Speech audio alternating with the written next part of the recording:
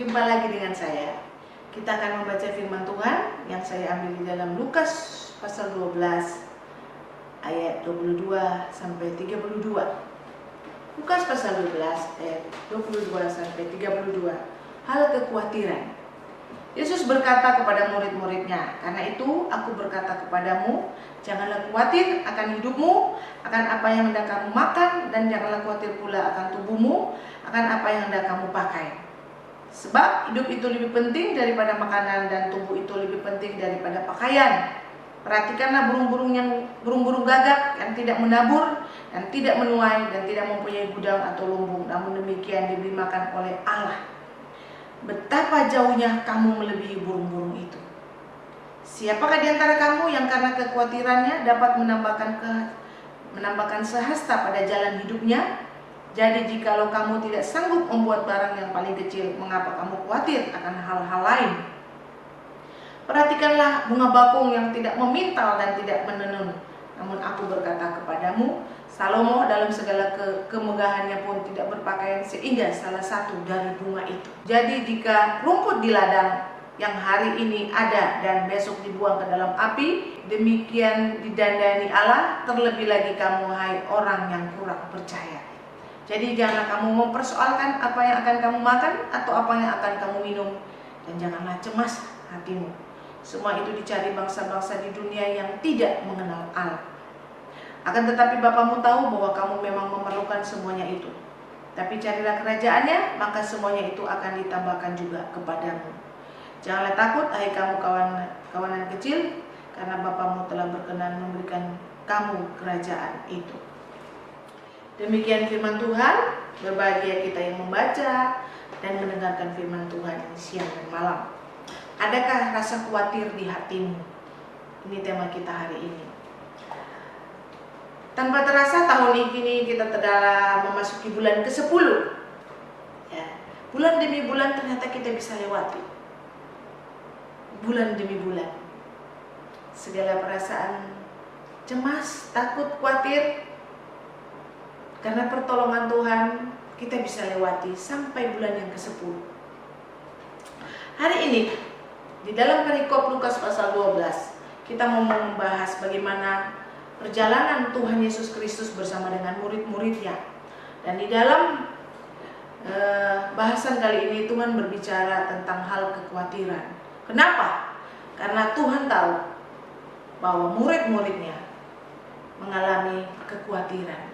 Mereka merasakan ketakutan, merasakan khawatir yang berlebihan.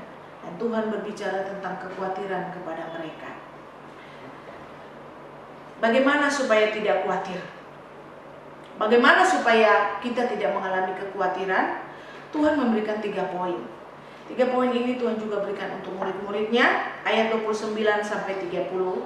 Kita sudah baca tadi. Semua itu dicari bangsa-bangsa di dunia yang tidak mengenal Allah. Akan tetapi Bapamu tahu bahwa kamu memang memerlukan semuanya itu. Tuhan tahu. Terlalu tahu, dan karena Dia Maha tahu. Tuhan tahu segala kebutuhan kita. Tuhan tahu semua yang kita butuhkan.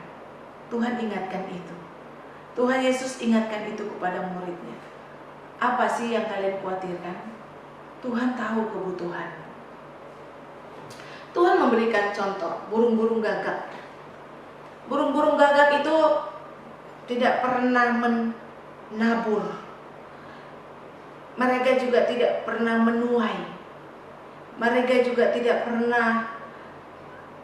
punya lumbung. Tapi Allah pelihara. Tuhan ingatkan itu. Allah pelihara mereka. Tuhan ingatkan. Mereka saja Tuhan pelihara, apalagi kita yang istimewa di mata Tuhan. Ayat 25, siapa karena kekhawatirannya dapat memperpanjang umur meskipun hanya sedikit?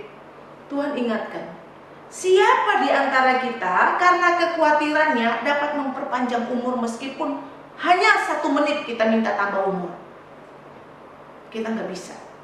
Kalau sudah saatnya Tuhan mau mengambil nyawa manusia, Tak ada yang bisa menambah umurnya karena kekhawatirannya. Tuhan ingatkan.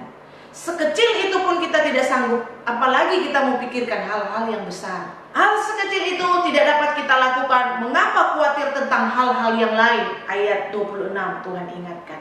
Dan ayat yang ke-30 Tuhan bilang, hal-hal seperti itu dicari oleh orang-orang yang tidak mengenal Allah.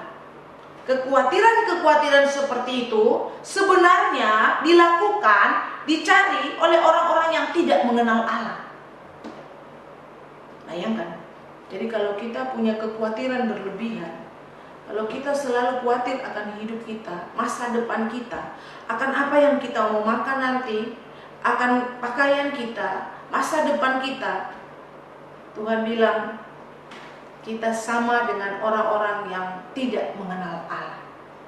Ada banyak cerita tentang kekhawatiran. Ada keluarga, kalau makan ayam, kalau makan daging ayam, dia kasih pembantunya itu tahu tempe, supaya nggak diambil, dikunci lemarinya. Kenapa ada orang begitu khawatir tentang makanan? Tuhan bilang mereka sebenarnya orang-orang yang tidak mengenal Allah, yang tidak tahu betapa Allah tahu kebutuhanmu. Allah tahu semua kepentingan kita. Di Amerika di tahun 1916 ada orang yang termasuk terkaya di Amerika. Tapi mereka bilang kalau dia sakit, dia pakai baju yang sangat compang-camping, yang baju yang kelihatan lusuh, kelihatan orang nggak punya apa-apa, dan dia pergi ke klinik yang gratis. Kenapa ada orang-orang seperti itu?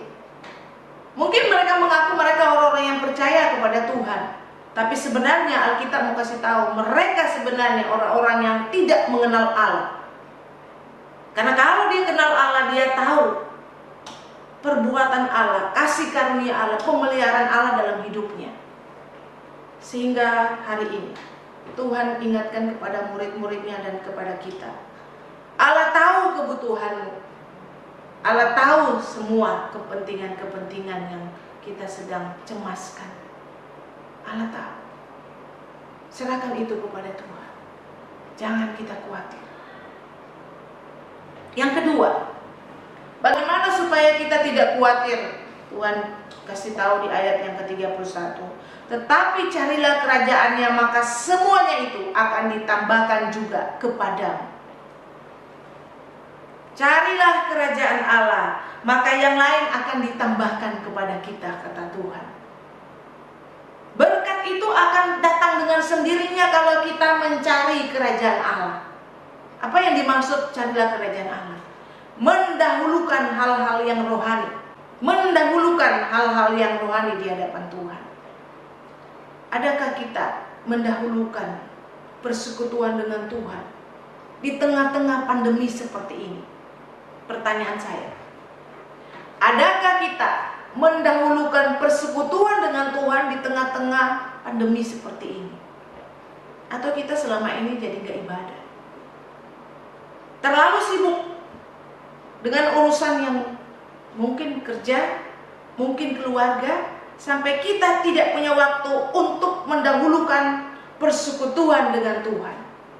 Tuhan bilang, carilah kerajaan surga. Nanti yang lain Tuhan tambahkan. Dahulukan hal-hal yang rohani. Tuhan pasti akan tolong kita. Bapak Ibu sudah praktekkan? Bagaimana kita mendahulukan Tuhan dan Tuhan berkarya? Tuhan buktikan bagaimana Dia menolong kita. Sudah berapa lama kita tidak ibadah? Sudah berapa lama kita tidak berdoa? Sudah berapa lama kita tidak bersyukur kepada Tuhan? Adakah kita selama ini mencari tahu kehendak Tuhan? Adakah kita selama ini mengandalkan Tuhan? Itu yang Tuhan maksudkan. Carilah kerajaan Allah. Fokuslah kepada pimpinan Tuhan. Berusahalah untuk hidup di dalam persekutuan dengan Dia. Itu Tuhan kita. Kalau kita dekat dengan Tuhan, kalau kita dekat di dalam persekutuan dengan Tuhan, segala kekhawatiran itu tidak akan ada dalam pikiran kita. tidak akan ada di dalam hidup kita. Dan kita tidak akan hidup seperti orang-orang yang tidak mengenal Allah sampai korbankan dirinya, atau sampai begitu gak mempedulikan sesama lagi, karena begitu memperhatikan hartanya, begitu takut kehilangan. Yang ketiga, bagaimana supaya kita tidak khawatir? Ayat yang ke-32. Janganlah takut, hai kamu kawanan kecil, karena Bapamu telah berkenan memberikan kamu kerajaan itu. Janganlah takut, hai kamu kawanan kecil. Tuhan ingatkan kita, jangan takut akan hidup ini. Yang ketiga, jangan takut karena kita punya Bapa di surga. Saya ingat satu peristiwa di dalam Markus pasal 4. Ketika Yesus menyeberang bersama dengan murid-muridnya suatu petang, dan di tengah laut Tuhan Yesus tertidur. Terjadi tofan, ya, badai tofan yang membuat murid-muridnya ketakutan, dan mereka berteriak, Tuhan, apakah Engkau tidak peduli dengan kami? Kami sudah mau mati nih. Tuhan bilang apa kepada mereka? Mengapa kamu khawatir? Ya, mengapa kamu takut? Mengapa kamu tidak percaya? Kenapa Tuhan bilang seperti itu? Mereka meragukan kuasa Tuhan, padahal mereka ada bersama-sama dengan Tuhan. Seharusnya ketika mereka sadar ada Tuhan bersama dengan mereka, apapun persoalan yang terjadi, mereka tidak perlu takut, mereka tidak perlu khawatir. Tapi mereka berteriak ketakutan, Tuhan, apakah Engkau tidak peduli dengan kami? Dan Tuhan melihat betapa iman mereka begitu lemah.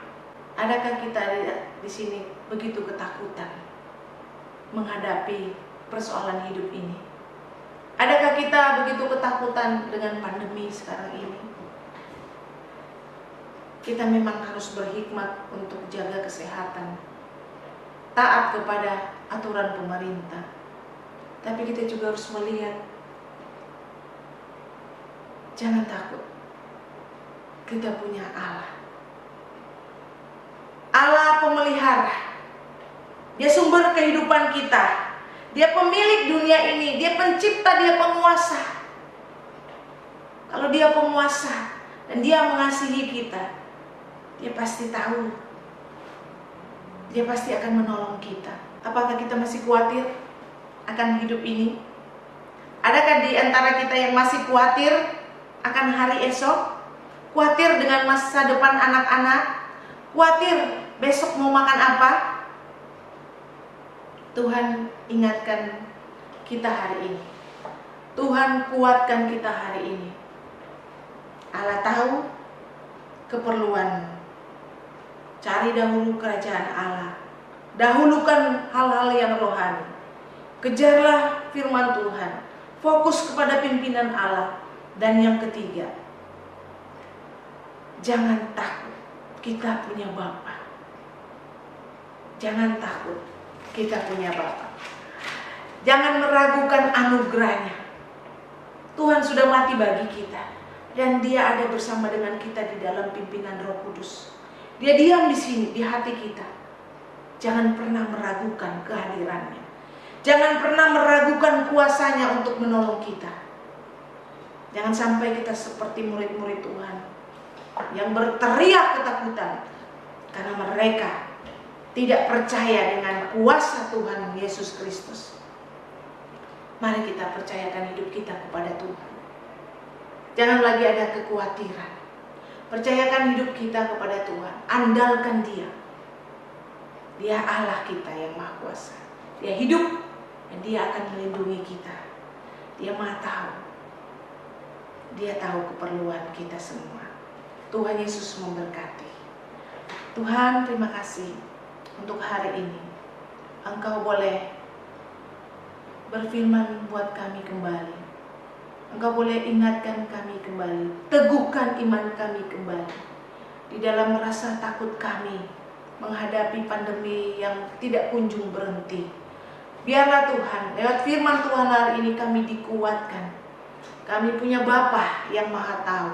Kami tidak perlu khawatir. Kami, Tuhan, ingatkan untuk mendahulukan hal-hal yang rohani. Terima kasih Tuhan untuk firman-Mu. Biarlah Engkau terus berfirman, kuatkan terus kami. Berkati jemaat-Mu ya Tuhan dalam menghadapi persoalan hidup ini. Kami percaya ketika kami mengandalkan Engkau, Engkau akan membantu kami dengan cara-Mu yang ajaib. Berkati ya Tuhan untuk jemaat yang sakit, pulihkan dengan kuasa-Mu ya Tuhan. Tuhan, berkati iman kami, supaya iman kami bertumbuh. Kalau ada yang sudah malas beribadah, terlalu fokus dengan hal-hal duniawi, ingatkan kami Tuhan, tegur kami Tuhan, supaya kami fokus kembali ke hal-hal yang rohani, mendahulukan persekutuan dengan Engkau ya Tuhan. Terima kasih Tuhan, ini doa kami, terpujilah nama-Mu, di dalam nama Tuhan Yesus Kristus kami berdoa, amin. Tuhan Yesus memberkati. Jangan kamu khawatir.